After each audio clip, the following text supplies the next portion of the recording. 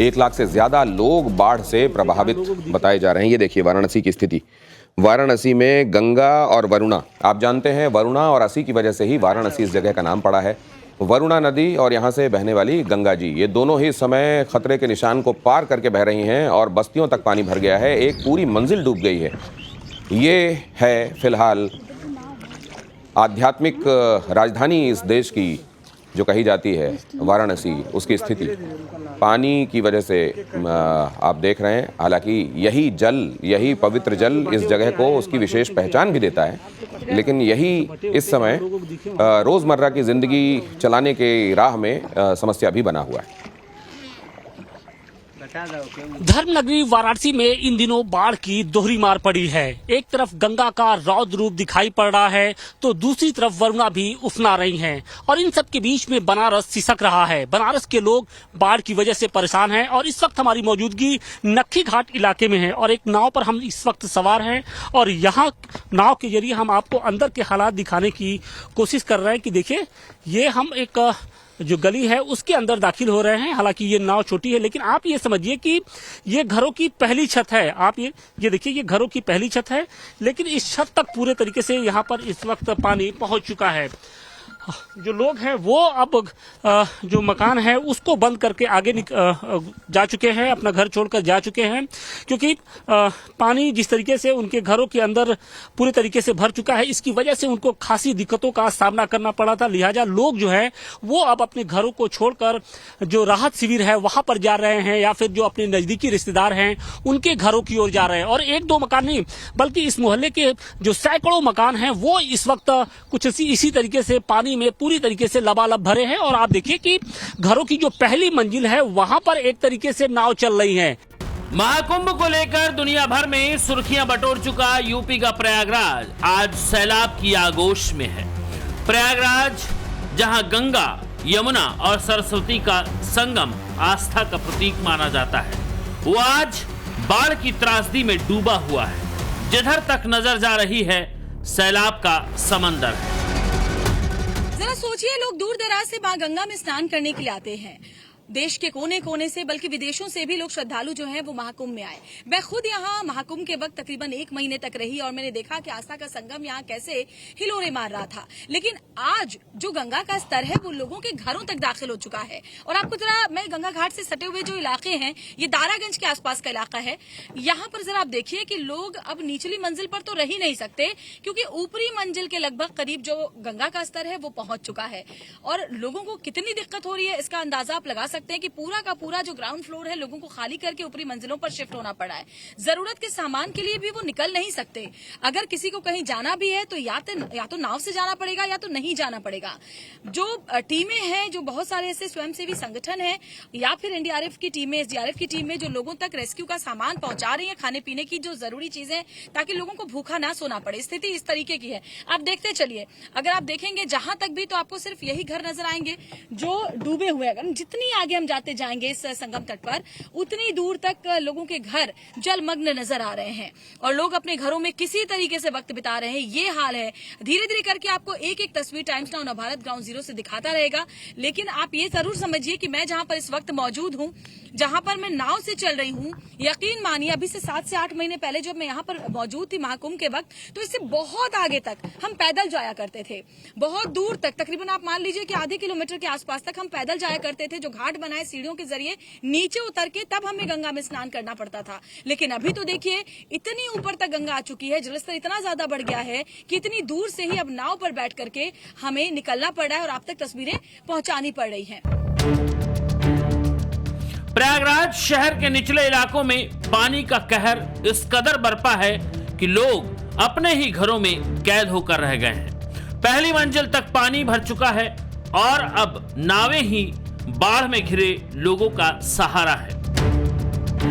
संगम नगरी प्रयागराज में हाल ये है भी कि संगम कहां तक है आप अंदाजा ही नहीं लगा पाएंगे। लोगों के घरों में गंगा इस वक्त मौजूद है। घरों की अपनी जो दायरा है गंगा का, उसे लांघ कर लोगों के घरों की पहली मंजिल पूरी तरह से डुबा चुकी है मां गंगा।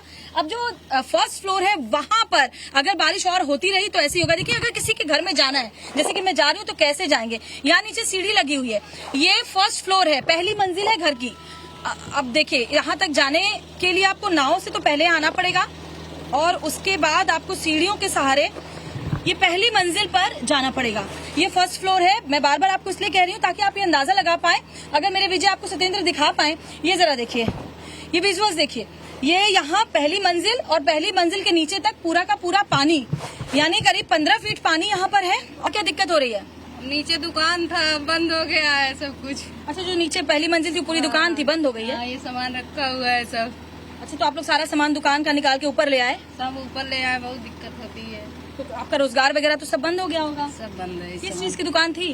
किराना की दुकान थी।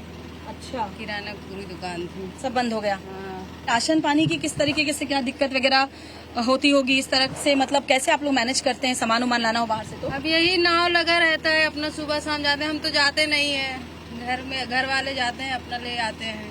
अच्छा, मतलब नाव के जरिए जाते हैं, वहीं सामान उमाते हैं। कुछ जो घर में पहले से चीजें उसी से खा पका बस लेते हैं। वही खाते पीते हैं और क्या।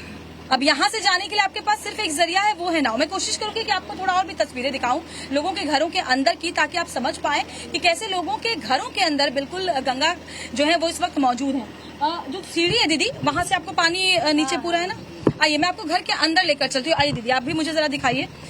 ये देखिए, पहली मंजिल है, फर्स्ट फ्लोर है और देखिए दुकान नीचे था जिसका पूरा सामान अंधेरा है थोड़ा सा, लेकिन मैं कोशिश करूंगी कि आपको दिखा पाऊं। तो जरा ये देखिए, ये अगर आप देखेंगे तो समझ पाएंगे कि देखिए, जब हम पहली मंजिल से आते हैं तो यहाँ ये सीढ़ी थी नीचे जाने के लिए। वो सीढ़ी जरा आप देखिए, पूरी गंगा मैया यहाँ सीढ़ियों से आपको नजर आ रही है। ये तस्वीर आप देखिए जरा, ये आपको जो पानी नजर आ रहा है, मैं थोड़ा सा और अगर नीचे जाके आपको दिखा पाऊं तो ये जो पानी नजर आ रहा है आपको गंगा माँ का, ये दरअसल पूरे पहली मंजिल है। पहली मंजिल से पूरा जो पानी है ग्राउंड फ्लोर का, वो पूरा भरा हुआ है और ऊपर की बस एक सीढ़ी बाकी है।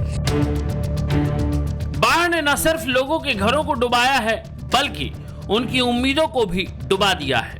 कई परिवारों का सारा सामान, कपड़े, बर्तन, अनाज पानी में बह गए। ये मजबूरी कितनी भयावह है, इसे शब्दों में बयां करना मुश्किल है, क्योंकि बाढ़ में डूबे घर घर की यही कहानी है। इलाके में हम एक घर में है जो कि ये पहली मंजिल है। हम नाव से ऊपर आकर के देखिए पहली मंजिल पर बात करने की कोशिश कर रहे हैं, क्योंकि जो ग्राउंड फ्लोर है वो पूरी तरह से जलमग्न है। मैम, अभी आपकी आगे आ जाइए थोड़ा। कब से इस तरीके से गंगा जी आपके घर में आ गई है? शुक्र से। अच्छा, तो निचला जो मंजिल है, नीचे वाला फ्लोर है, वहाँ नहीं जा पा रहे? नहीं। अच्छा, इधर आइए थोड़ा पास। तो कैसे आप अपने घर के काम काज वगैरह कैसे करें? क्या नीचे का सारा सामान ऊपर लेके आ गए? हाँ, सब ऊपर रखा हुआ है घर में। अच्छा, कहीं निकलना नहीं हो पा रहा होगा? नहीं। तो खाने पीने का सामान लाना हो, सब्जी भाजी लानी हो, कैसे कर रहे कुछ हैं? नहीं आता। नहीं तो क्या खा पी रहे हैं? बस रोटी बना लेते हैं, प्याज व्याज रखी वही से खा लेते हैं और क्या। अच्छा, तो कोई मदद प्रशासन की तरफ से, दूध, ब्रेड, फल कुछ? कुछ नहीं। अच्छा, बच्चे घर से बाहर नहीं निकल पा रहे? पढ़ाई लिखाई सब बंद है बच्चे की। अच्छा, सब पढ़ने भी नहीं जाते, बंद है। किधर से जाए? पानी तो भरा हुआ घर में, तो किधर से जाए? बिजली भी तो कटी हुई है ना? बत्ती भी कटी हुई है, कोई चीज की परेशानी, हर चीज की पानी नहीं मिलता। गंगा जी का पानी पियो, नहाओ। जब जाने का मौका मिलेगा तभी तो जाएंगे बाजार। कोई है भी नाव से जाना पड़ता होगा कहीं जा रहे हो तो? नहीं जाते, आज 5-6 दिन से घर ही में रहते हैं।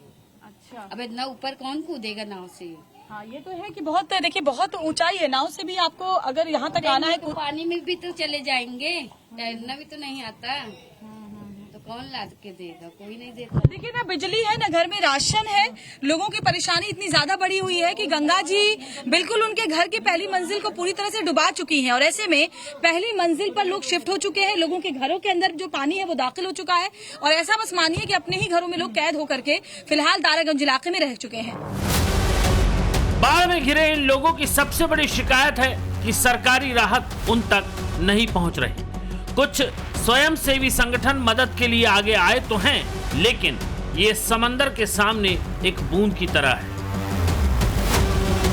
मेरा ख्याल अभी कोई नहीं आया है, किसी भी तरह से कोई भी नहीं आया है। लेकिन आप तो आए हैं, आप तो चैनल है, ठीक है, आपको तो दिखाना पड़ेगा। जब आप दिखाएंगे नहीं तो फिर आगे पहुंचेगा कहाँ से? हमारे नल के पानी में भी यही गंदा पानी आता है। हाँ, नल के पानी से भी कोई पानी नहीं है, गंदा पानी आ रहा है। ग्राउंड फ्लोर खाली करके ऊपर के फ्लोर पर शिफ्ट होना पड़ा है और जिनका घर एक मंजिल का है उन्हें जल समाधि ले चुके अपने आशियानों को छोड़कर पलायन करना पड़ा है। प्रयागराज के तारागंज से लेकर दशाश्वमेध घाट के आसपास के इलाकों में बेबसी और लाचारी की यही कहानी है। और जरा देखिए आप कि कैसे लोग अपने घरों के बाहर पहली मंजिल पर खड़े हैं, क्योंकि उनके नीचे पूरी तरह से गंगा उनके घरों के अंदर आ चुकी है। ये प्रयागराज में सबसे जो बुरा हाल है तराई वाले इलाकों में है। बेला कछार हो, राजापुर हो, तेलियरगंज हो, सोनौटी हो, बघाड़ा हो, ये वो इलाके हैं जो गंगा की चपेट में हैं। और यहाँ आपको सिर्फ और सिर्फ ये देखिए लोगों के जो घर है पूरी तरह से जलमग्न नजर आ रहे हैं।